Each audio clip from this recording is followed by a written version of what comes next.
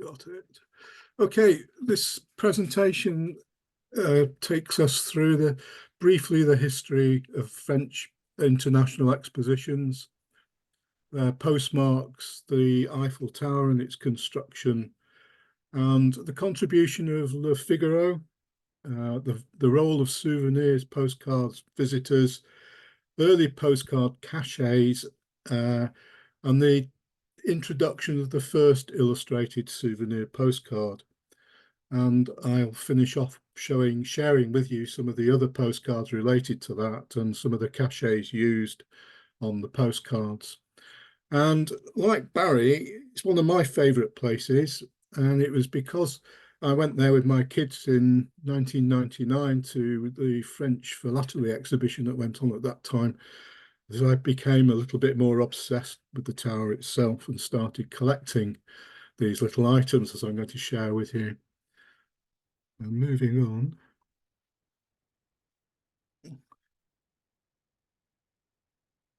So just briefly, the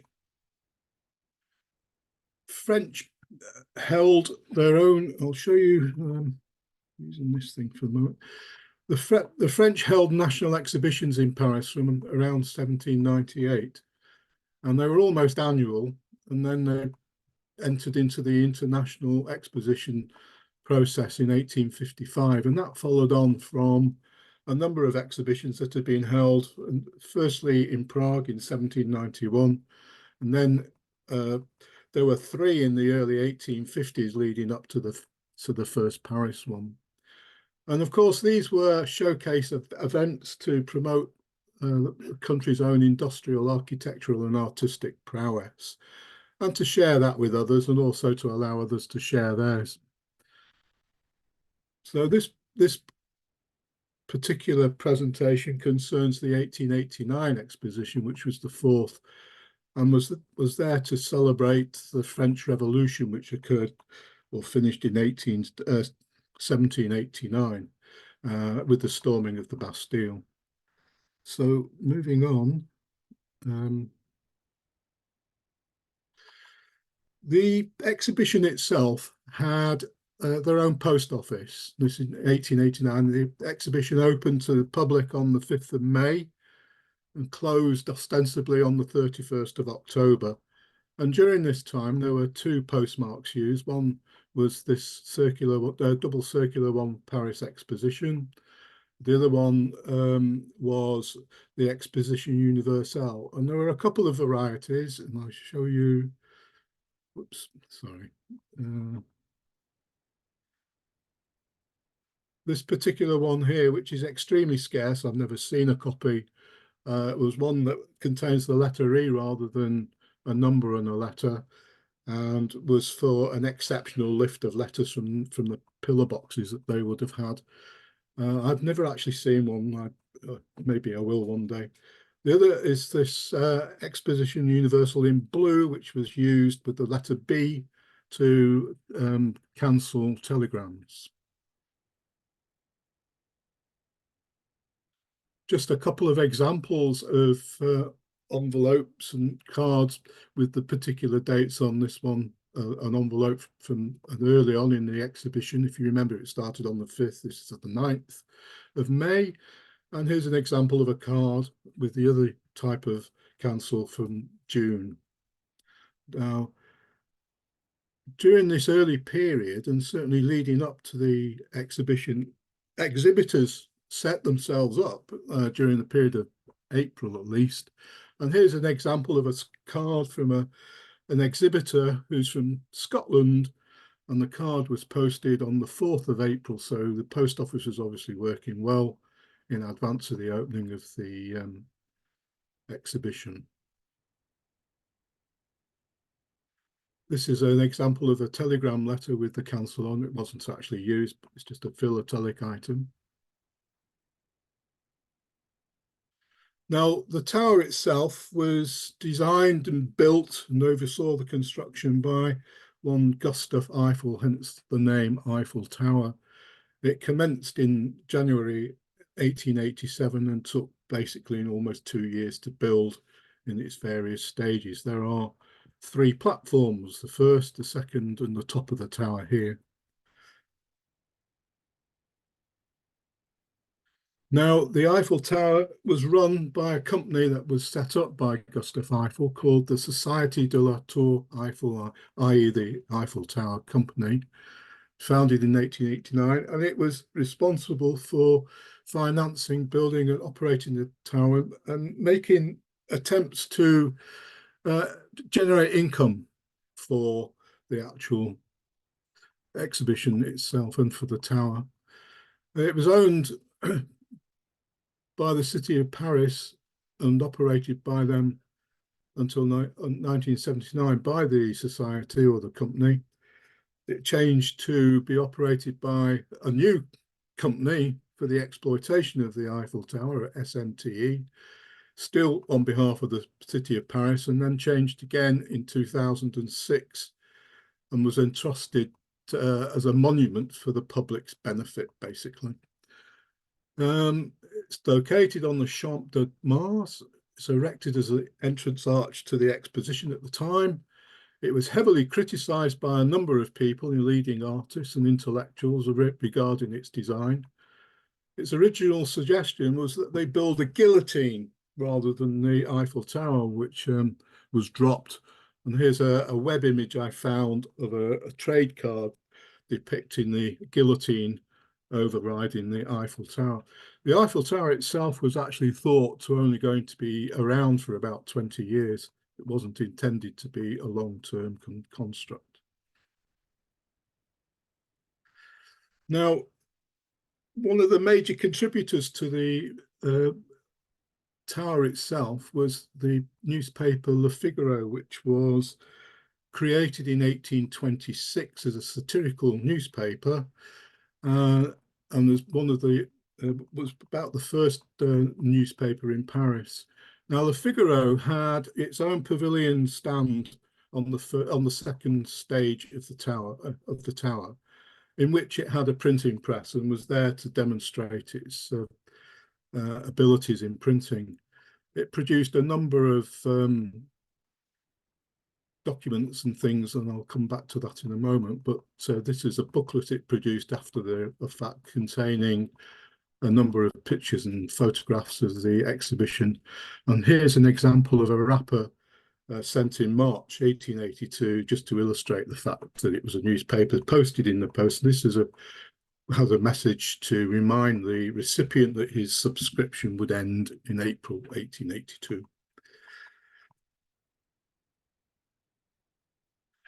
Here's some examples of the sort of souvenirs that were presented or available to visitors. And it's worth reminding ourselves that the first visitors to access the tower wasn't until the 15th of May. It didn't open immediately on the opening of the exhibition. Here we have some photographic cards, a medal, and a record book of one's ascension of the Eiffel Tower. And you had your dates added to some of these things to illustrate the time that you went up. Additional souvenirs. There was a guidebook in blue. There's another type of journal which photographs in an example of the sort of photographs that you would see inside, as given in the middle there.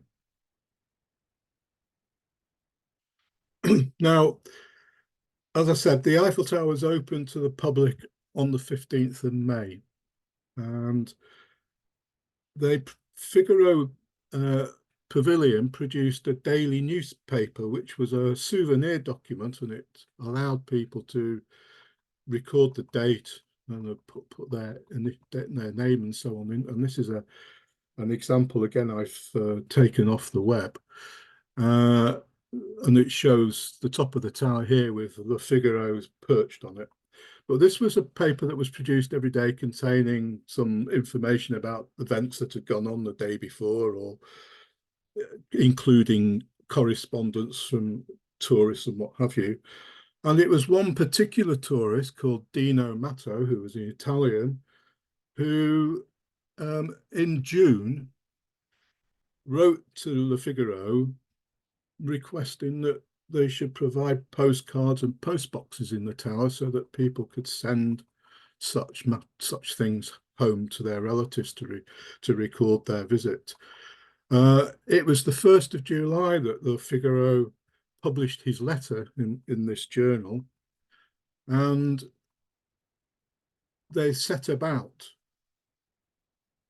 coordinating and organising with the company, Eiffel Tower Company, postcards and cachets, and establishing writing desks on the 3rd and other levels, and said that these would be present by the 19th of July, 1889. Here is a quote from the publication of a sculptor from America who was responsible for developing the Abraham Lincoln Emancipation statue, commenting in his 1891 autobiography, and in which he described arriving at the top of the tower to find this circle of desks and accommodation for writing notes and postcards. And this was stated in August, I think, in 1889. So they did indeed keep their promise and set these things up for tourists, visitors to make use of. And this is perhaps the earliest, and I have yet to see another example. I think it's a very scarce cachet added to a plain stationery postcard. And this is written on the 28th of June. The cachet is dated the same, and it's actually sent to a hotel where the sender, who happened to be British, writes a little remembrance of where we have been today. So this is probably the earliest cachet added to a card in response to Matteo Dino's request that I've come across. Now, I've not seen any anywhere else, so I have no idea how many exist. The next cachet that began to appear was this 2-line Tour Eiffel 3rd platform in purple added to cards. And these are a couple of cards from different dates in July and in August, posted to France and to Germany, respectively. The other type of cachet that appeared in this early period in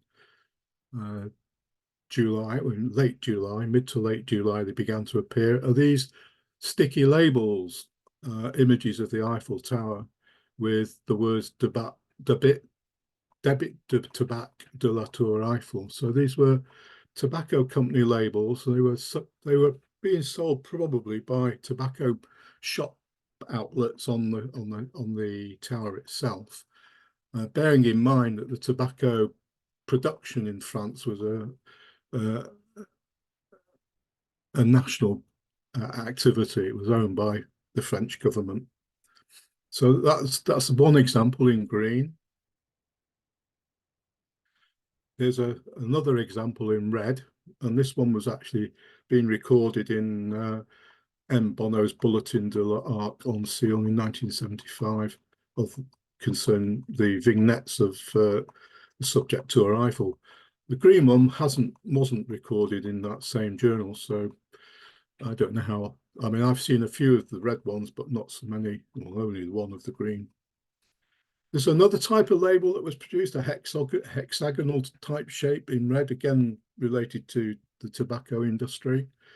And these appeared both on postcards, as in this case here, this one appearing in July. And there's an example here on a letter card.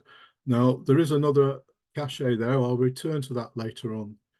But this one was in August, as you can see. And the sender describes his memory of the view from the top. Now, the company of the Eiffel Tower also enabled the production of these boxed cachets. The first stage in blue, the second stage in grey or black, and the third stage in red. And these were applied to postcards of people who bought their postcard at the different levels. And I have some examples here of the blue from July, the grey in August on the second stage, and the red in August too, 12th of August. So these are all on plain postcards, stationary postcards. Another type of cancel that was applied to the same sort of card here is shown a two-line Tour Eiffel. It's not very clear. Let me see if I can make it a little clearer for you. As you can see there's 3 of these being stamped on this card at early August. And another variety is this one here. Oops.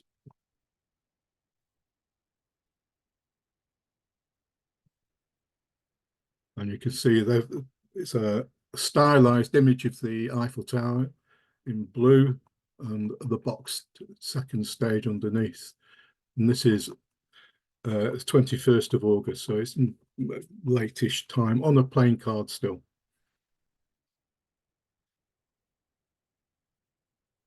Then the Eiffel Tower Company, along with Figaro, it was Figaro who's reportedly printed these items, produced the first illustrated postcard, which was an image of the Eiffel Tower, which you can see here, created by one Leon Charles Libanis, and henceforth they're referred to as the Libanis postcard. In fact, there were 2 designs, subtle difference being that the grass verge down here is wider on the second printing, and the tower platform, third platform, is slightly higher and less dense in its imaging than the first. So I've referred to these as type 1, type 2, which follows on from a publication in L'Echo de la Timbrologie from 1977, which seems to be about the first time this distinction was reported. So you can see again, type 1, narrow verge, type 2, a wide verge, and the differences in the tower can be seen there. So the postcard began to appear in mid to late August. The website for the what's called the SETE, as I mentioned earlier on, states on the website that the earliest that they've recorded is the 21st of August 1889. Now this card, which was posted on the 20th of August, suggests a slightly earlier date, of course. It's type 1 card, but it was written and mailed from the second platform if one was to read the script there. So this, what I don't know is whether or not this date here refers to one posted with a third platform cachet or not, but either way, this is a fairly early postcard example. Libanis produced 4 other designs that appeared on postcards and a 6th design which appears on envelopes, and I'll just share those with you. This is a view of the Trocadero from on top of the tower, and this card was posted on the 23rd of August with the third stage boxed cachet attached to it. These 2 cards are 2 other versions. This is a picture of the lift, Les Ascenseurs. This is dated the 22nd of August. This is the first floor and lower frame, posted to England on the 23rd of August. Not only did they produce the postcards, they also produced correspondence envelopes and paper. This is the 6th design, which is an image of the top of the tower, obviously, which appears both on writing paper and on the back of the envelopes that are used with that. And of course, you could buy these all on the tower itself. This is the 5th image that would have appeared on a postcard. I have yet to find one. I've never seen a postcard version of this. But here's a copy of an unused, unwritten correspondence sheet with tower cancellation there, and I'll come back to that because it's a slightly different design from what you've seen so far. Now, interestingly, this is a very unique item. This was a perfumery sachet, an envelope, which must have been taken up to the top of the tower by an exhibitor at the, well, it could have been a visitor who picked one of these up, of course. But anyway, either way, this individual went to the top of the tower on the 9th of September. Having got to the top of the tower, he discovered that there were no Lebanese cards available, and he persuaded the people, the sellers that be, to allow him to send his own particular card, which he did, and it was attached with the cachet of the 3rd floor. So this is a very unique item, posted on the 8th, cached on the 8th and cancelled in the post on the 9th of September. Now, the society also organised some new cancels, and here we have a double circle with the Summit de la Tour Eiffel around the rim, dated in the middle, and a little cross at the bottom there of fleur-de-lis design. So this began to appear in August and certainly seems to have run through to October in 1889, and was cancelled in mauve, purple.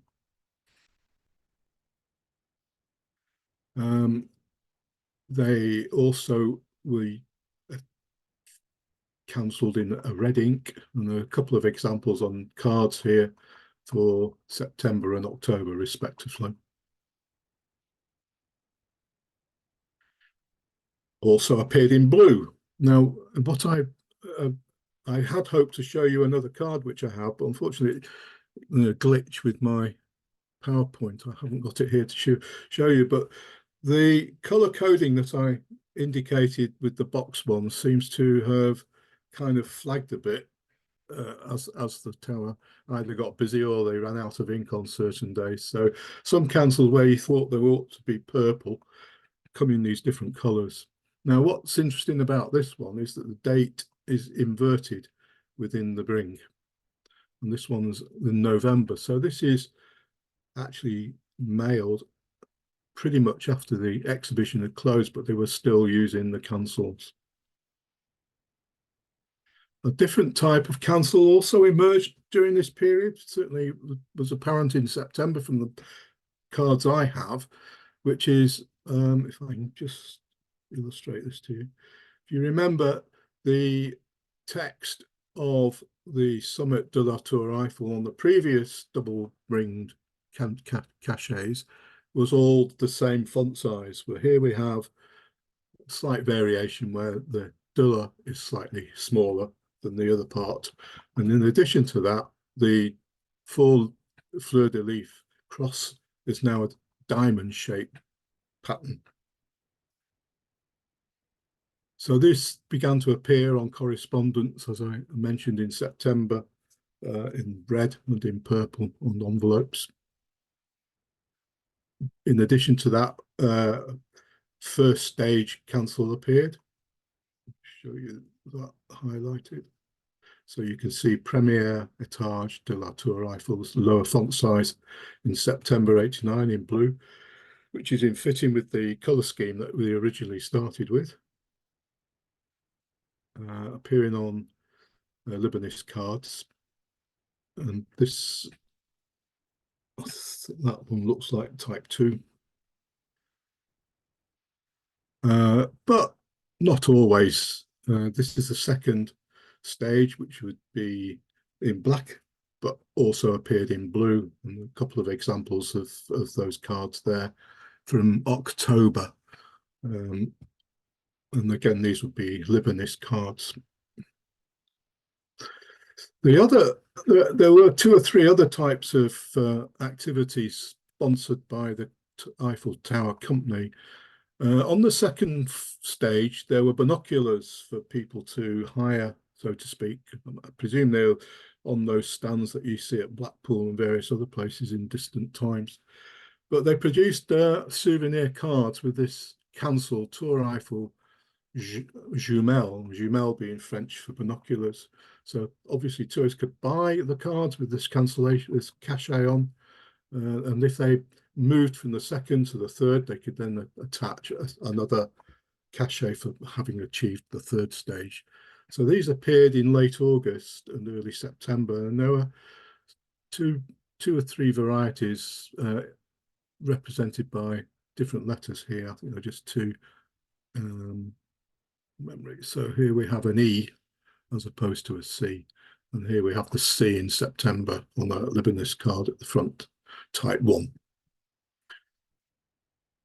Another example, this may be of interest to Barry in some senses. This is a card that was produced, again, available on the second floor, and it was intended to be used, attached and released from the tower and attached to a balloon. And there's a hole there for the string for the balloon. So people would release this card, suitably attired with whatever they wanted to say on it, and with the expectation, and this is what this note down here, and please note that this is in italics. It's basically saying if a person finds the card, they would be kindly asked to note where they found it, date it, and put it in the post, and it would be sent to the original releaser from the tower. So here's a second stage cachet attached to this particular card. So my next item is an example of a card that was actually sent out by balloon, and it has the address of the person who released it, and it has here his request to whoever finds it to do what's on the note, and here is a commentary by the finder of when and where he found it. Now, I'm assuming, maybe somebody might be able to help me, I don't know, that is 2 hours in the evening, 2 o'clock in the evening. I don't know, on the 16th of October, I'm not sure whether that's 2 a.m. or not, but soir being evening, so I'm assuming it might be 2 a.m. I've assumed that when I move over to the next slide. So that's the message again. And these postmarks here indicate where it was posted into the system, where it was received, and that's the cachet from the second floor of the tower. And just to give you some insight into where it travelled to on the map, this is the tower, obviously, and it travelled 14 miles to this area of Maisons Alfort, where it was found. It was put into the post here and arrived at the sender's original sender here at Rue de Rendezvous. Interesting, but I think some of these cards got as far as Czechoslovakia.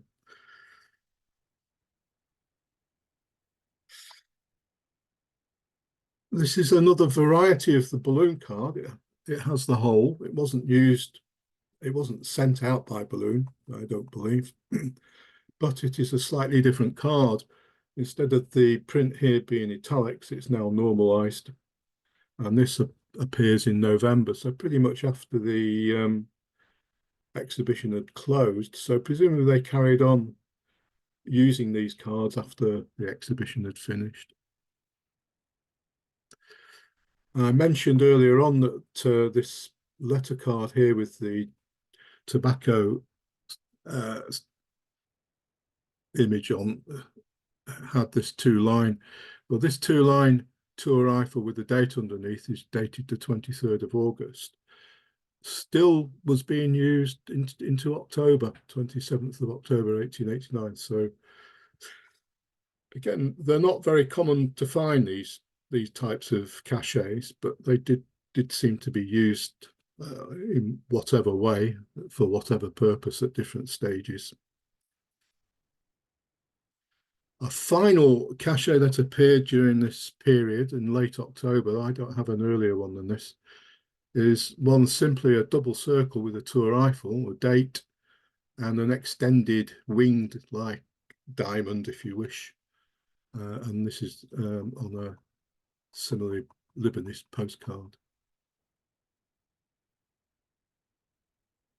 Finally, penultimately, finally, this is another Eiffel Tower postcard, which was produced by one Eugene Hanno, who was a presumed, I think he must have been an exhibitor, and I'm assuming either he or one of his people attending his stall who took one away posted in the tower. He was a publisher of stereoscopic images and manufacturer of photographic equipment. Now, this particular card, I've only ever seen one, I think possibly two. No, it is extreme. It's less common, in my view, than the Lebanese postcard. The Lebanese postcard tends to attract a price up to 100 or so euros. So I have come to the end of my presentation on the Eiffel Tower and the cachets, and I present you an image here from Punch, which is the British leaving the exhibition as it was published at the time. But in my view, this is only the end of the beginning, because the tower is some 130, over 130 years old. It wasn't pulled down, as we all know. And there has continued to be a plethora of postcards, a plethora of labels, a plethora of slogans and other things representing the tower. And the tower in itself is a major image that the French used to sell themselves, if you like. But it still remains an amazing tourist attraction with thousands, if not millions, of visitors each year. There I will end, and if there are any questions, I'll be pleased to answer them.